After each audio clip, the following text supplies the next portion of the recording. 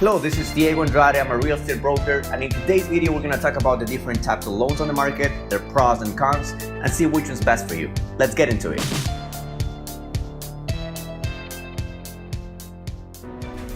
Okay, so the first type of loan we're going to talk about is called the FHA loan. You may ask yourself, what does FHA stand for? It's Federal Housing Administration. One of the first requirements for an FHA loan is that down payment has to be at least 3.5%. and your credit score has to be at least 580 points. Now, there is an exception to this, and they allow you to give a 10% down payment if your credit score is between 500 and 579. And the good thing about this is that the down payment does not have to come entirely by you. It could be a gift from a relative or even a local down payment assistance program. So there are programs out there that will assist you for the down payment, or if you have a family member, friend, or anybody that's willing to gift you that money, that is also allowed on this type of loan.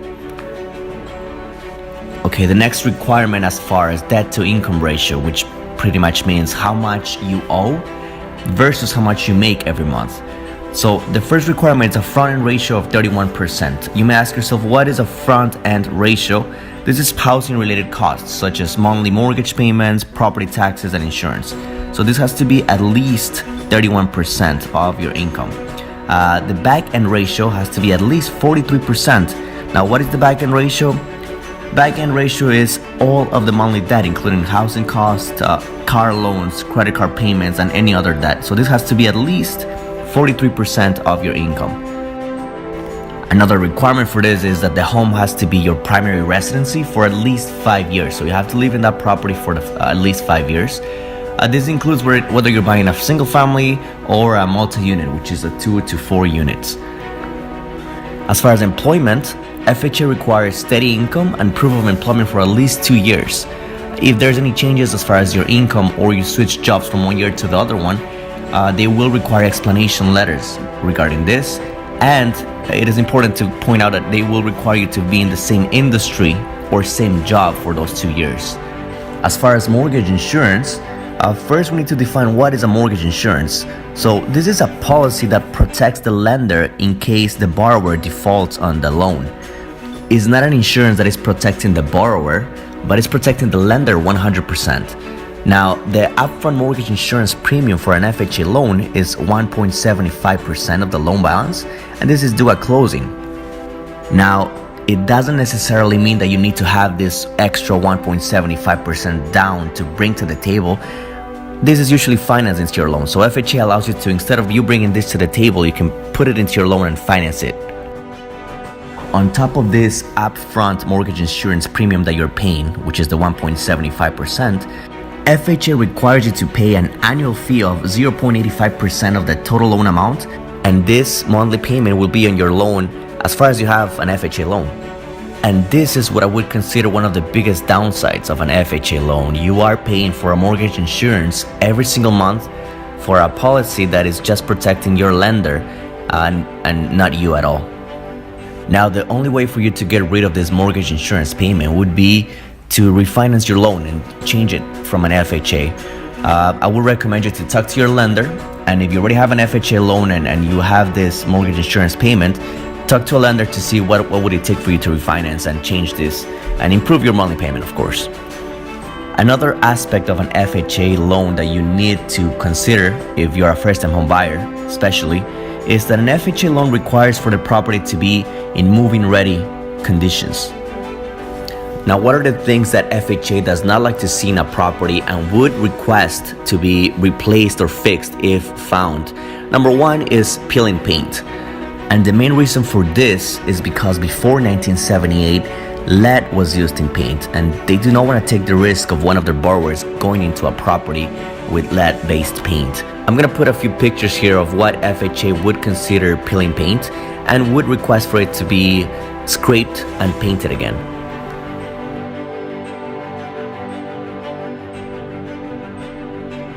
Another requirement from FHA would be that all the plugs that are at least 3 feet from any water source have to be GFCI. Now, what is GFCI? GFCI stands for Ground Fault Circuit Interrupter. So here's a picture of what a GFCI outlet looks like. They're mainly designed to shut off electric power in the event of a ground fault. And when can this happen? If you're using a hair dryer or a blender or anything that could be plugged in and it's near a water source and water could get into the plug, these plugs are designed to pretty much shut off instantly. Another requirement as far as the conditions of a property for an FHA loan is exposed wiring. They do not like to see any exposed wiring in the property, and they will require it for it to be covered or fixed if needed. Right, the next type of loan we're going to talk about is called a conventional loan.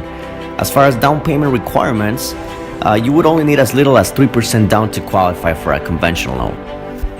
Now, if you go with 3% down with a conventional loan, you will still be required to pay a mortgage insurance in this case, but the conventional loan has a difference from the FHA loan.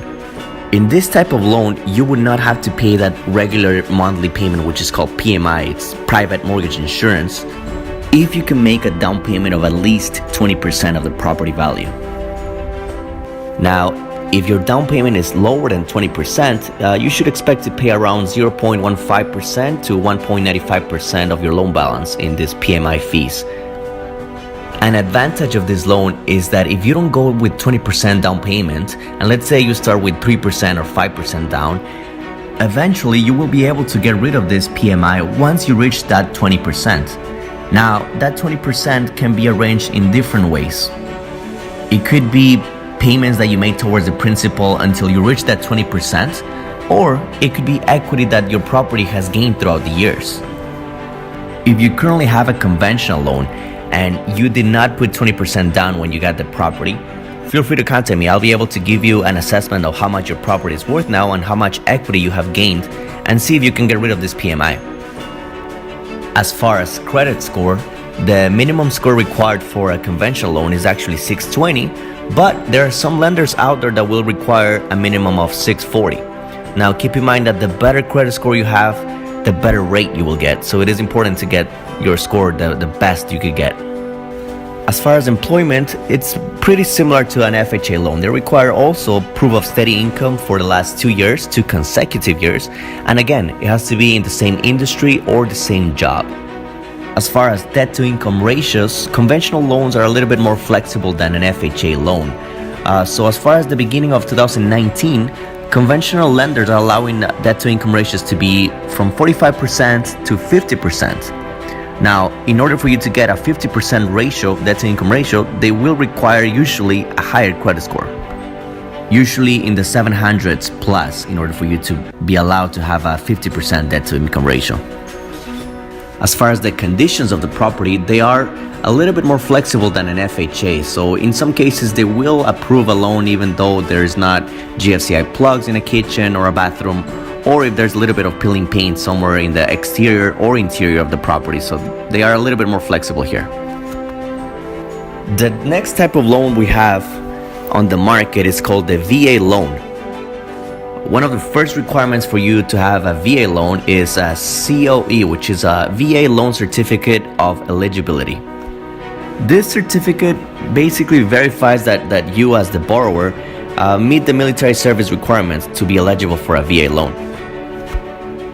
And for this, there are very specific documents and IDs that are required, but military personnel and veterans can apply online or through a lender by mail. So this is pretty much found on their website for you to get this COE. Down payment requirements. Now, this is the beauty about a VA loan, is that you do not need to have a down payment to get a VA loan.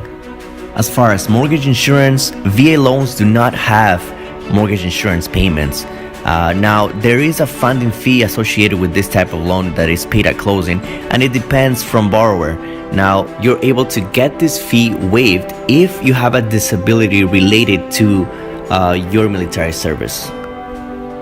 As far as credit score, VA loans do not have a minimum credit score requirement, but most lenders that fund VA loans require a minimum of 620. Same with income. So there is no minimum income threshold to meet, but applicants have to still show proof of steady income to lenders for them to approve the loan. And as far as debt to income ratio, it is suggested that your ratio has to be not higher than 41%. Higher ratios may be approved since VA lenders also look at the veteran's residual income, which is pretty much a calculation based on the monthly expenses and then the size of the house and the number of people in the veteran's family. The next type of loan on the market is provided by the U.S. Department of Agriculture with initials of USDA. And their main objective is to provide low to moderate income families the chance to own their homes in designated rural areas. So what are the requirements for you to qualify for this type of loan? The first one is you have to agree to personally occupy the property as your primary residence. So the property cannot be used as a second home or rented out as an investment. You must be a U.S. citizen, non-citizen national, or qualified alien. A qualified alien would include permanent residents, refugees, or somebody that has been paroled into the United States for a period of at least 1 year. Another requirement for this loan is that the buyer or the borrower has to legally accept this loan obligation. So this simply means that the home buyer has not been declared incompetent and has the capacity to understand that he's signing into a legally binding contract. Borrower has to not be suspended or banned from any participating federal programs, and they have to show willingness to meet the credit obligations on time, and of course satisfy all the USDA program criteria, which mainly would be the location of the property. It has to be located within a rural designated area. Another government-sponsored agency called Fannie Mae also offers a program called the Home Ready Mortgage Program. So what are the requirements for this program? The down payment required for this loan can be a minimum of 3% and can come from a borrower's own funds or a gift. Credit score would have to be a minimum of 620 points. But in case the applicant has no credit history, they do have substitute financial statements that could work as credit history. So they would ask for 12 consecutive months of rental payments or any other payments that would show that you pay your obligations on time. As far as debt-to-income ratios, these programs can be approved with a debt-to-income of up to 50% with a strong credit and other compensating factors such as extra savings and retirement funds for reserves. Another program that is very similar to this one, and it's also provided by Fannie Mae, is called Home Possible. The income requirements on this type of loan is very different from the rest. On this one, the lender will allow the borrowers to include non-borrower income in their financial calculations. They will require a credit score minimum of 620 points.